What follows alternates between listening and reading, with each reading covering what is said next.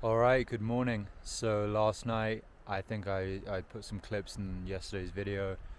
There was a lot of thunder and lightning and rain, and it went on and on and on the whole night basically.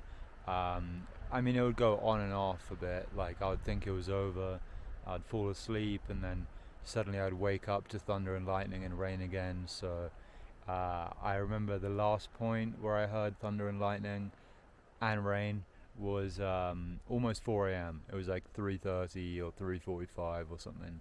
So anyway, I didn't get a lot of sleep last night because it kept waking me up, and it was also really windy.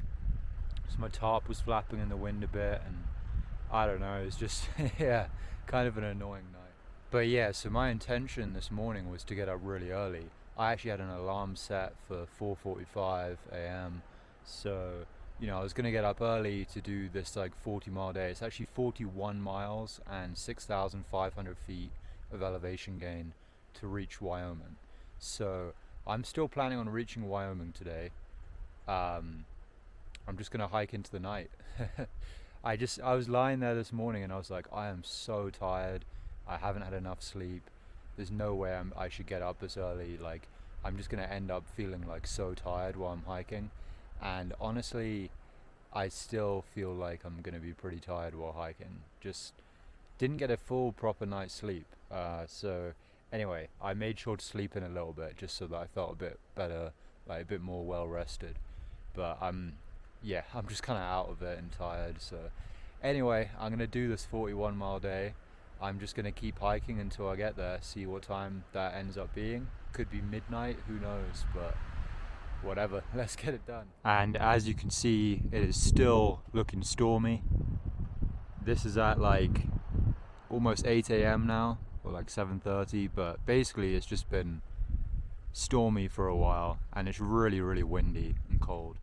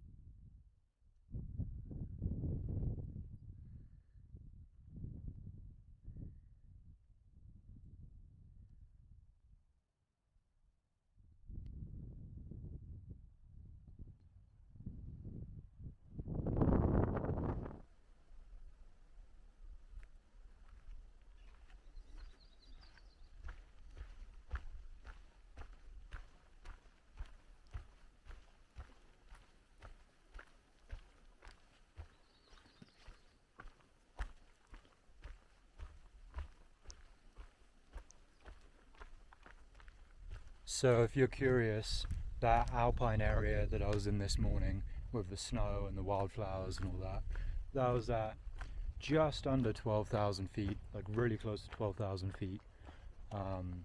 And now I'm dropping down into a valley which goes down to about 8,000 feet. So dropping about 4,000 feet of elevation, and then I'm going to go back up to about 10,000, and where I cross into Wyoming is just over 9,000. So I think in Wyoming, at least at the beginning, I'll only be at around 10,000, and then I'm going to drop down pretty low. I'm not sure exactly what elevation, but when I drop down into the Great Basin, which is a desert, a very flat desert, it's going to be pretty low elevation. It's going to be really hot. There's going to be no shade and not much water. It's going to be similar to New Mexico, similar to the beginning of New Mexico actually. But I am actually really looking forward to getting into Wyoming. It's weird, when I crossed into Colorado from New Mexico, it felt like a very sudden change, because I knew that I was, I'd been road walking for a while in New Mexico because of the national forests being closed due to forest fires, and I was hopping from paved road onto proper trail, so that was like a big change, and the scenery changed dramatically. But I mean, I feel like the fact that I was going from paved road onto trail and knowing that I'd be on trail for a while was quite a significant factor playing in my mind when I was thinking about reaching Colorado. So I don't know, crossing into Wyoming doesn't feel like a big change until I drop down into the Great Basin, which will take like another day, I think. I haven't actually checked, or a couple days, haven't really checked exactly how far it is to the Great Basin, but where I cross into Wyoming, there isn't going to be like a sudden change, I don't think. I'll basically be in the forest at, maybe 10,000 or 9,000 feet or something, and it's not going to be a sudden, dramatic, obvious change until I drop down into the Great Basin, which will be shortly after. But yeah, obviously I've had a really nice time in Colorado. That should be very obvious. I think I've been clearly enjoying myself in the mountains, and yeah, it's been really nice going at a slower pace. Pretty much for most of the state I went at a fairly slow pace. I don't know exactly how many days it's been, maybe around 40 days or something, which is much longer than I expected. I expected it to be around 30, so like 10 days extra or something. But that's fine. I think it's a good place to slow down and chill out, and I met some cool people and hung out with a lot of people in the towns. I think I took about 4 zeros, 2 in Lake City, 1 at the Butterfly House, and 1 at Winter Park. So yeah, 4 zeros, and some other like very short days as well. But it's been nice. It like just feels more like, I guess, being on holiday, because actually sometimes when you're doing a hike like this, it's quite easy to kind of turn it into a job almost. Obviously it's not the same as working a job, but you're in a beautiful place with great scenery and a lot of freedom, but you can kind of restrict your own freedom in your mind by telling yourself that you have to do a certain number of miles per day, you have to get up at a certain time of day, that kind of thing. And so you can kind of like force yourself into a little kind of box where you feel like you have to do certain things. And I've definitely felt that way before on hikes, especially if I have a certain goal of when I want to finish. And it's been nice in Colorado to kind of totally drop that. There were so many days where I just have no idea how many miles I did, because I just wouldn't check. I would just, get up when I felt like getting up, and I would stop when I felt like stopping, and I wouldn't know how far I went. So yeah, it was nice doing it that way, rather than being constantly obsessed with how many miles it is to the end of the day, how many miles I got to do, and setting an alarm to wake up. I don't like waking up to alarms, so I never set an alarm really, but yeah, it's been nice. But yeah, anyway, I'm about to actually change that hiking style just for the next week or so. Just planning to get to Pinedale on a certain date, where I'm actually meeting a friend. My friend George from London is joining me, so I'm actually going to do some pretty big miles every day to get there. So I do have certain mileage goals for each day, and it's going to be a fun challenge actually, because it's been really nice, you know, having more freedom and just taking it at a relaxed pace for a bit. But I do actually really also enjoy having certain goals and accomplishing those goals, and you know, feeling like a strong hiker, and also testing my limits. And you know, because right now I'm probably in the best hiking shape that I've ever been in my entire life, especially like due to hiking at a higher altitude than I normally hike at. So I don't think I've ever been in this kind of shape before.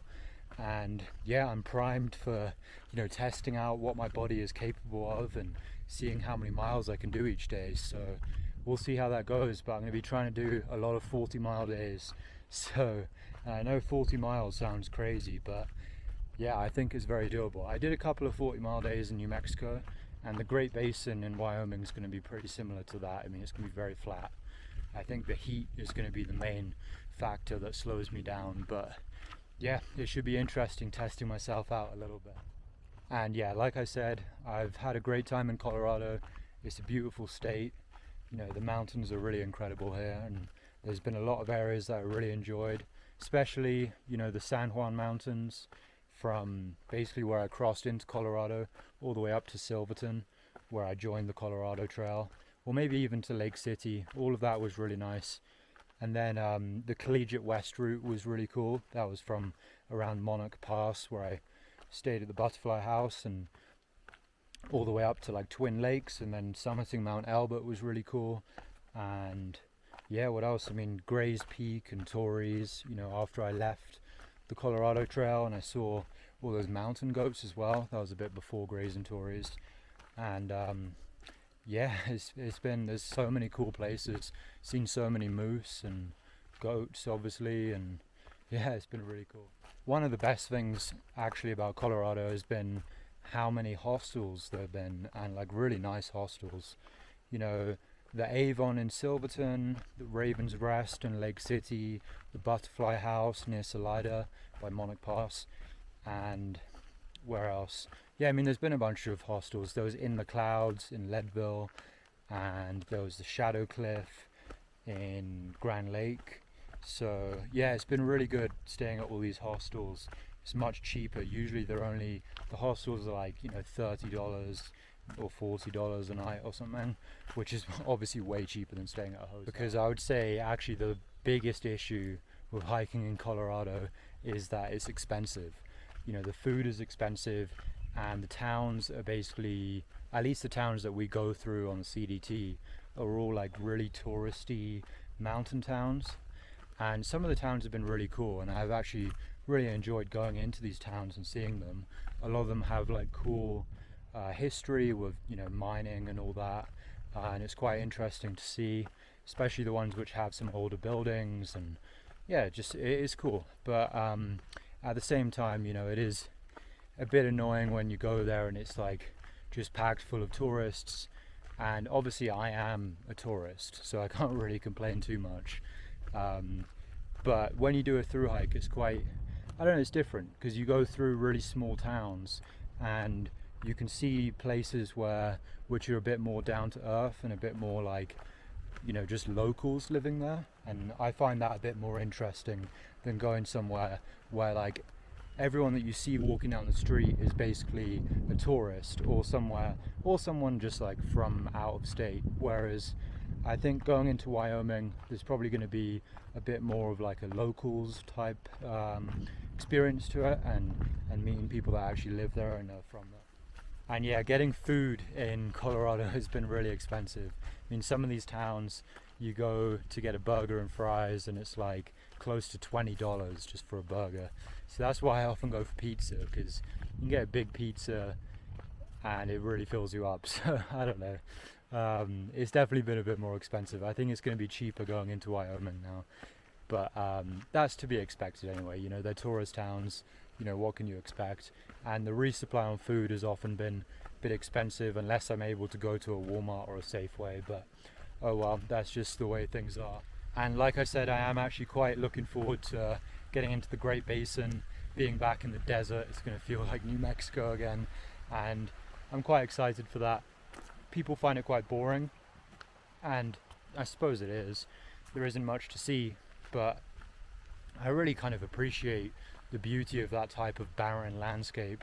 There's something kind of brutal and yet still beautiful about it. I like just, looking in every direction and it's completely flat and it's just like nothing for miles and miles. I think that's really cool, honestly. Obviously you don't want to do that forever, but it's nice to experience that for a few days or something. So I'm actually looking forward to the Great Basin. And then of course I'm also really looking forward to the Wind River Range.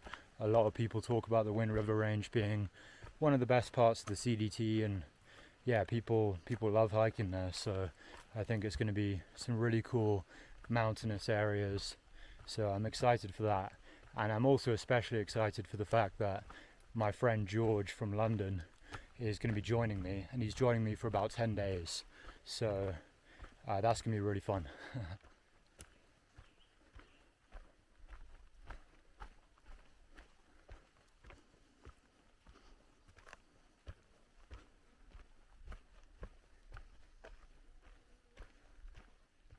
So I've actually got a pretty decent meal for today to keep me going on this 40-mile day. So good to go meal, a Cuban rice bowl, and it's actually over 1,000 calories in this bag.